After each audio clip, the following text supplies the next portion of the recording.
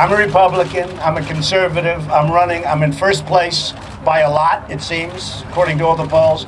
I want to run as a Republican. I think I'll get the nomination. We'll see soon enough, but I think I'll get the nomination. Donald Trump is the elephant in the room, so to speak. Come the first televised debate August 6th, Donald will be joined by 9 other Republican elephants, hoping the debate moderators can control the single most media-dominating candidate in the race. Welcome to the hardline, a media dominator himself. He is the president of the M Network Branding and Strategy, Thom Mozloom. Tom, thanks so much. Oh, it's great being here. Thanks for having me. Great theater, isn't it? Oh. It's so much fun to watch. We were talking just off camera a second ago. Okay, he's making these other candidates do crazy things. So we've got Lindsey Graham smashing his cell phone. We've got Rand Paul with a chainsaw. I mean, don't you think he's changing the dynamic as far as what the other 15 are doing? Donald Trump is the best thing to happen to presidential politics in a long, long time. I mean, because it's a spectacle now. It's a sport. This is being treated as if it was a sporting event. People who wouldn't normally be interested in politics are tuning in just to see what he's going to say or do next. And the issue for the other candidates is they're scrambling. I mean, he sucked all of the oxygen out of the room. We're not sitting here leading with what did Bobby Jindal say today. We're not leading with, where is, Chris Christie today. Everything is all Trump all the time. And it's pretty funny. I think it's a brilliant strategy. I mean, if you take away the content of what he's saying and you could somehow restrain yourself from being offended at his words, you have to look at his strategy and how he's working the media and say, wow, this is brilliant. Billions of dollars in free advertising, hasn't spent a dime. But I would think, too, that the head of the Republican Party's got to be saying, okay, he's sucking all the oxygen, but it's going towards him. Is it helping the brand of the party? Will it help the eventual nominee? Because so many people are already paying attention, and we're still 16 months away from the general election. This is like a great question, because we don't know the impact. If you're a Democratic strategist, you're sitting there saying more Trump, more Trump, more Trump, because the going thinking there is that he's tainting the brand. He's painting a picture of Republicans that are bombastic and belligerent and say terrible things. If you're Republican candidates, you're probably saying, I wish he'd shut up to give me some airtime. But there's a third way of thinking that might be saying, he's really buffering all of these candidates from being vetted in the media or being attacked because we're all talking about him. And by the time the other candidates step up, it's going to be too late. They're going to be in debate mode, and it's going to be too late to vet them. So it may end up being that Trump is the best thing to happen to all of these candidates. I thought it was great theater yesterday at Laredo in Texas.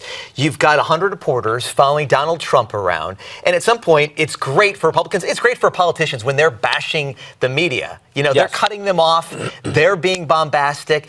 But did you feel like the media acted, and they seem like they're trying to get Trump in a gotcha moment? What did you think of that dynamic right now? The media doesn't know what to do with Donald Trump. Donald Trump has flanked everybody on this. Nobody knows how to handle him because he doesn't care. He doesn't care what you or I say. He doesn't care what any other media outlet says. He's not beholden to any donors. He's not beholden to lobbyists or special interests, and he's not beholden to the Republican Party. He's everyman. He is voicing the frustration that a lot of people in this country have with their government. He's doing it in a manner that like we do at the bar. At the bowling alley. He talks the way common people talk. He's not parsing words, and nobody knows what to do with it. When he says something that's ridiculous, he's unapologetic about it. He's like, yeah, I said it, so what? Tom, you make a living getting in the room with these politicians and talking to them. Let's say you have a one-on-one with Ted Cruz or Carly Fiorini or Chris Christie. What would you say to them? How should they be responding? And particularly when they get on that debate stage, August 6th. Well, I think the lesson from Donald Trump is no matter what you do in politics from this point on in this race, you have to be genuine. If you look like you're reading from a script, if you look like you're parsing words or well-rehearsed or not saying the things that you believe, but rather the things the pollsters are saying to you, you're going to get crucified by Donald Trump and people who like him. So that's lesson number one. If you're one of the other candidates, if I'm in Ted Cruz's camp right now, I'm saying be quiet. Prepare for the debates, shine in the debates. Let Donald take all of the flack right now. Let him get all of the media attention. Let the Democratic strategists try to figure out how they're going to attack him. The more attention that's on him, the less attention that's on you. We don't need that attention until, one, the debates start, or two were in the room with donors. Yeah. Period. You know, the toughest thing in politics, toughest thing in broadcasting is just trying to be yourself, to be organic, to say the things that you would normally say. And Donald Trump right now, he certainly is doing a great job of it. He's a master at it. I want to switch gears. We got about 30 seconds. Hulk Hogan, fired today by the WWE for going on a racist rant. It's just something they had to do immediately. Why? The WWE is hyper-violent, hypersexual, misogynistic, and yet, but we can't go there. This is a sport of prepubescent children. It was built around all of the things that are worst in society. This is sort of hypocrisy, don't you think? Yeah. All right, we're going to leave it right there. Thom Mozloom, thank you so much. Sure, Love my the pleasure. commentary today. Thank you again. When we come right back, we're going to catch up on your late night laughter.